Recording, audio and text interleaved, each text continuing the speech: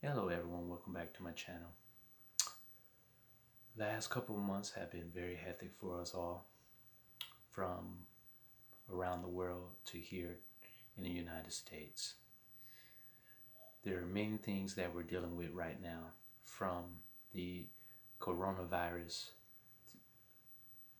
COVID-19, to 40 million people applying for unemployment, to the hurricane season that is upon us.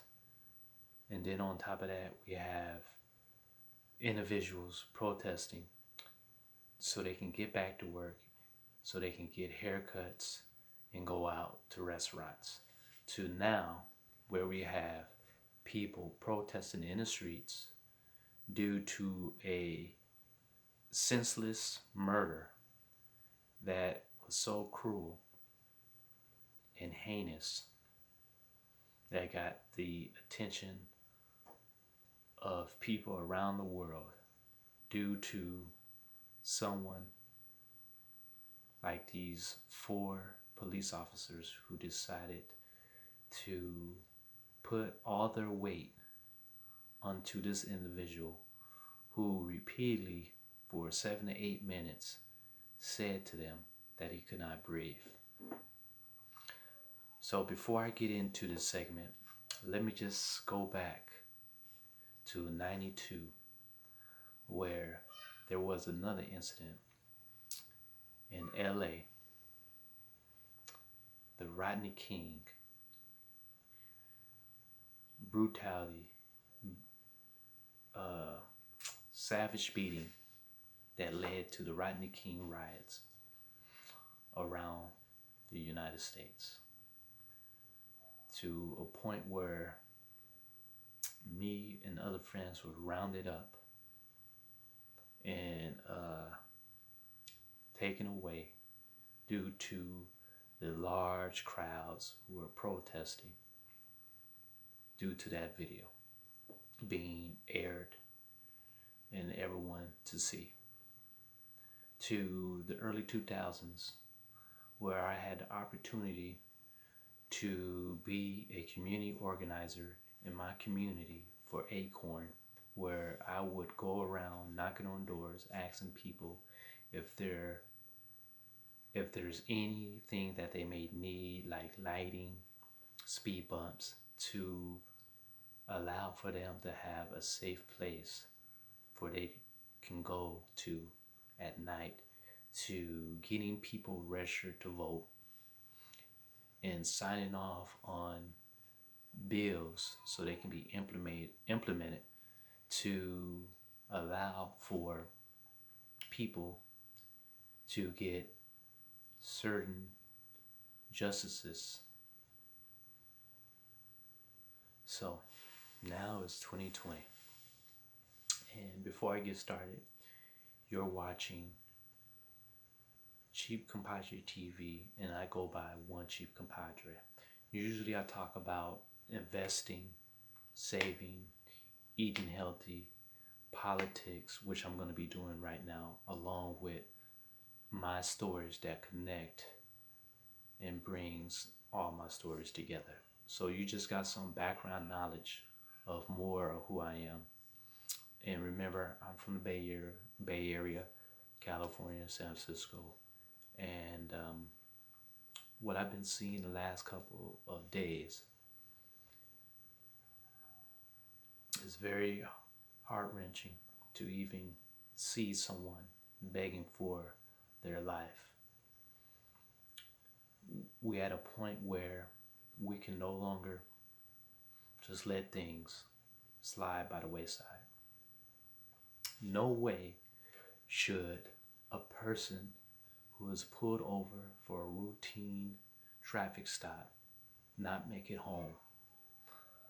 There should be no reason for someone to be arrested and not make it home. That is unacceptable. That cannot be the norm here in America. It cannot be another day in America. It cannot be. For those who are out there protesting, continue to fight. for those who are looting, uh, rioting in the streets, causing havoc, please stay home. Let the ones who want to continue the fight for justice to do so without getting attention on TV like they normally do every time there's a protest, where they have to focus on all the negative instead of the message and the positivity that is out there. No longer will you just focus certain media, not all, but no longer can you just focus on the very few, the small percentage that is out there doing all of the destruction. The attention needs to be on those individuals out there day in and day out, putting their lives on the line, getting arrested for a cause. That's what you need to focus on, not on these individuals breaking in to these different store fronts and getting material things, even though a lot of these storefronts have insurance to take care of those particular situations like this. So you'll be able to rebuild and continue selling things that you normally sell. But even though, we still cannot take away what the protesters are doing and the reasons behind that. People are sick and tired of allowing this to happen day in and day out. No longer will people have fear of not making it home, and that's what they're trying to protest about. So let's talk about certain things that we need to do so that this would not ever happen to anyone's child or anyone else who is pulled over for a basic traffic stop or arrested, that they'll be able to make it home to see their families. So what needs to be implemented is, first, for those individuals who are out there protesting, we need people out there around the country getting people who are not registered to vote registered, because we have an election coming up in November. Because this is the time, this is the first step to start electing those individuals who represent us into office and those who do not out of office. Secondly, we need comprehensive legislation implemented that, one, investigates automatically, and that's everywhere. Two, arrest those individuals who caused the murder. So each police officer needs to be accounted for, arrested and fired. And on top of that, sued at the same time along with the police station. And then on top of that, it needs for the police station to be restructured, and for those who are in that particular police station to apply for their jobs again. We have to do everything we can in legislation so we can get our point across that if anyone is pulled over for a routine stop or arrested by a police officer, that they make it home to their families. There should not be an incident where someone is pulled over and arrested and not make it home, or pulled over and killed and not make it home.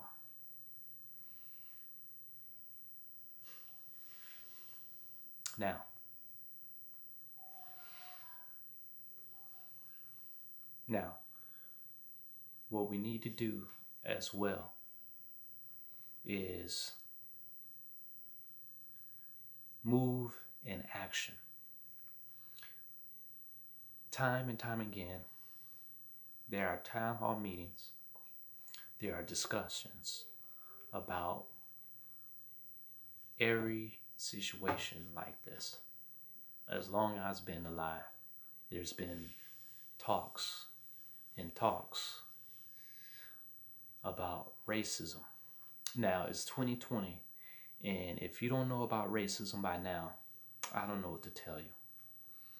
What I can tell you is racism is a disease, and that in order for us to cure that disease, there needs to be things in place to make sure that this does not continue.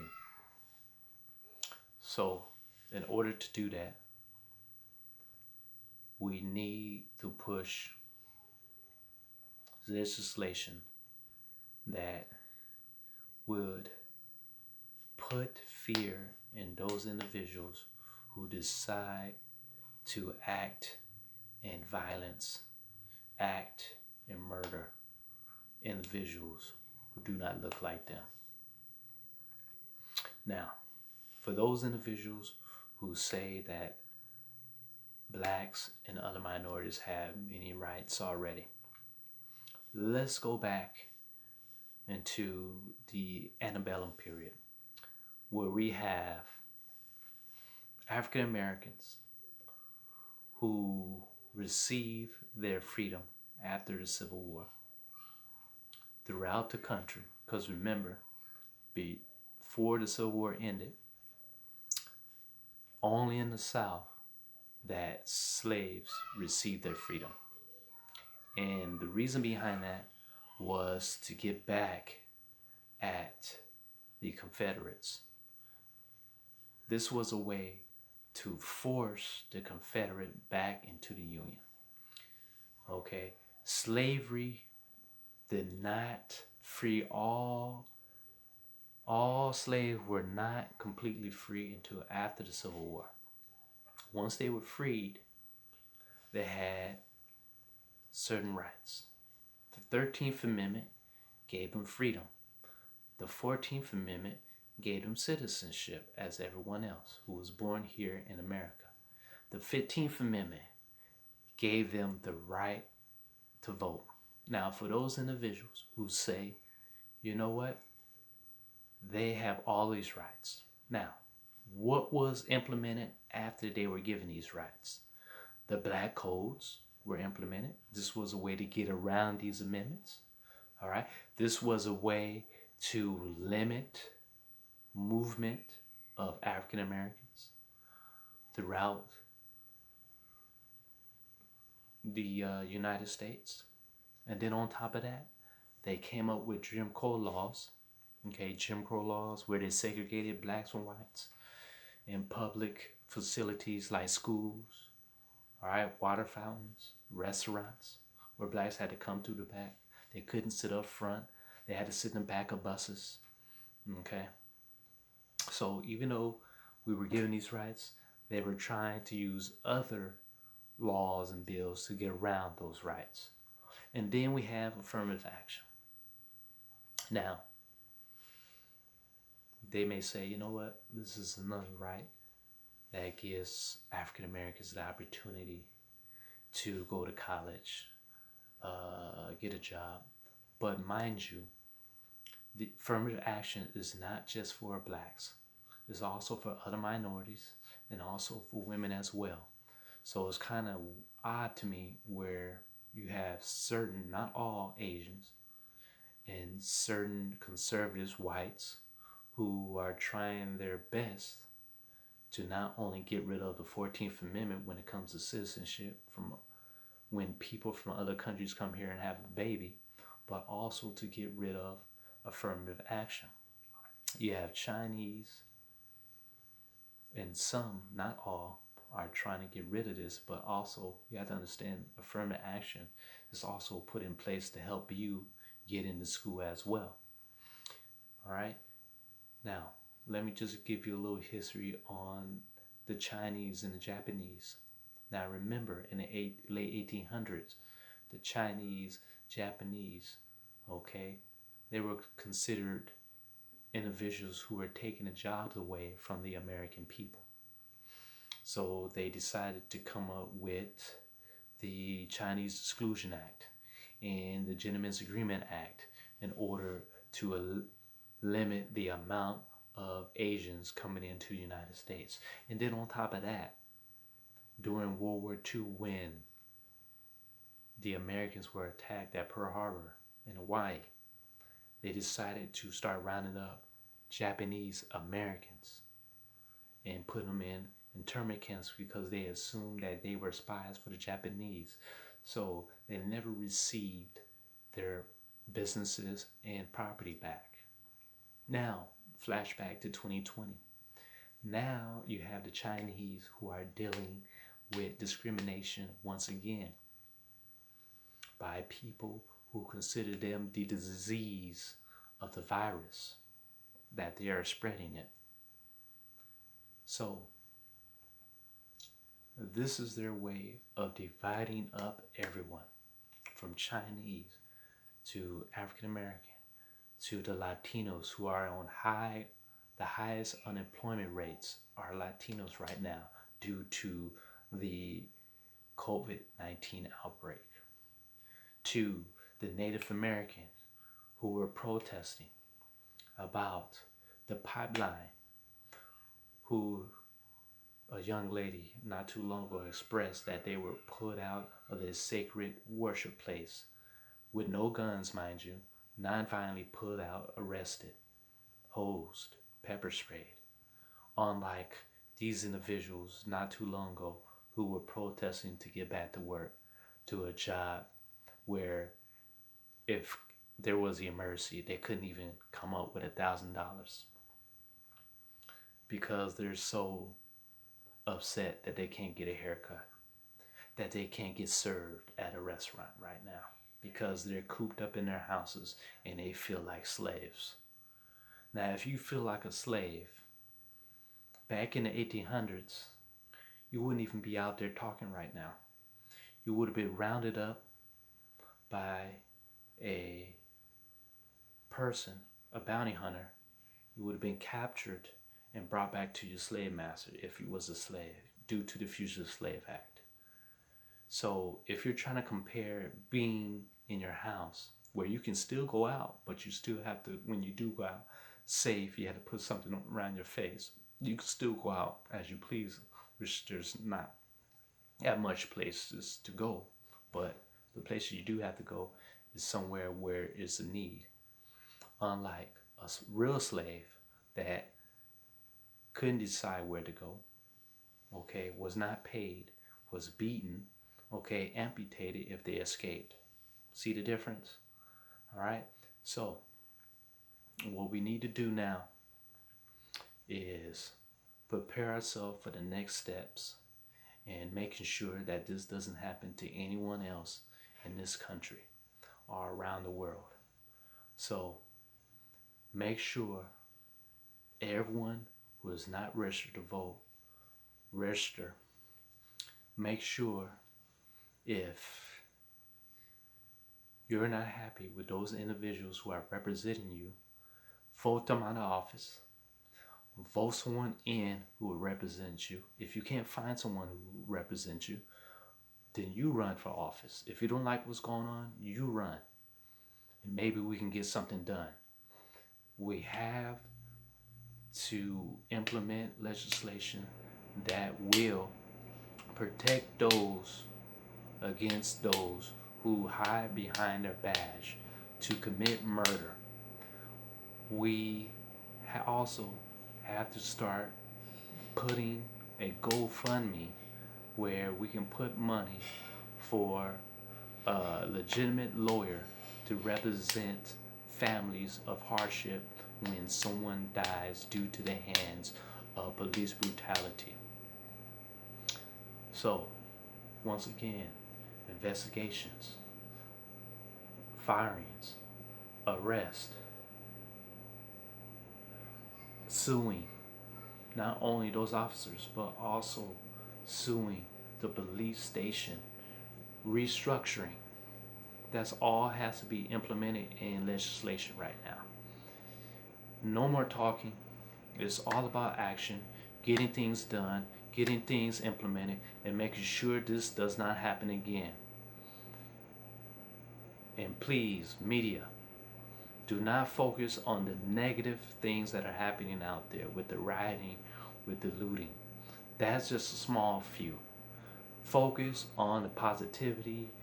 Focus on those individuals who are out there doing their hard work, putting in the labor and the time and effort to make sure that this doesn't happen again, and make sure that this murder does not go unrecognized. For the looters, please, and the rioters, please stay home. Do not come out. Let the protesters do a peaceful protest while you stay at home and stay out of the way. So, for those who are new to my channel, please become a subscriber. For those who are still a subscriber, thank you very much. Continue watching. Thanks for the support. Until next time, have a great day.